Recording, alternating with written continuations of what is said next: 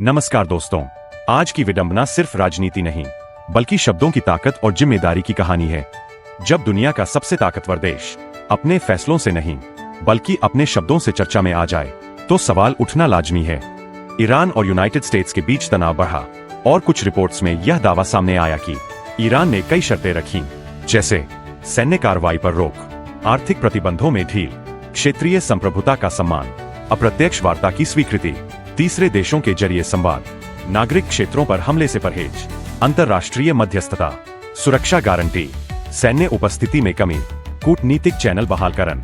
Donald Trump एक ऐसा नाम जो अपनी बेबाक और अक्सर विवादित शैली के लिए जाना जाता है, लेकिन हाल के बयानों और सोशल मीडिया पोस्ट में जिस तरह की आक्रामक और तीखी भाषा देखने को मिली, उसने पूरी दुनिया का ध्यान खींच लिया। ईरान के संदर्भ में भी कठोर चेतावनियां और कड़े शब्द सामने आए। अब सवाल यह है, क्या एक सुपर पावर का नेता इस तरह की भाषा का इस्तेमाल कर सकता है? विडंबना देखिए, जितनी बड़ी ताकत उतनी ही बड़ी जिम्मेदारी।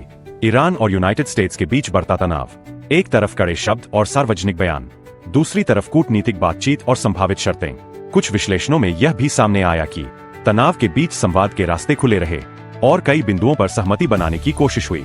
यही है असली विडंबना, टकराव की भाषा लेकिन समाधान बातचीत में। विशेषज्ञ मानते हैं, जब भाषा नियंत्रण से बाहर हो जाती है तो उसका असर केवल राजनीति तक सीमित नहीं रहता, बल्कि यह अंतर्राष्ट्रीय संबंधों, विश्वास और कूटनीतिक छवि पर भी पड़ता है। ऐसी स्थिति में सहयोगी देश असहज हो जाते हैं, विरोधी देश और आक्रामक हो सकते हैं और वैश्विक मंच पर भरोसा कमजोर पड़ता है। यानी शब्द सिर्फ बयान नहीं होते, वे एक राष्ट्र की छवि और विश्वसनीयता तय करते हैं।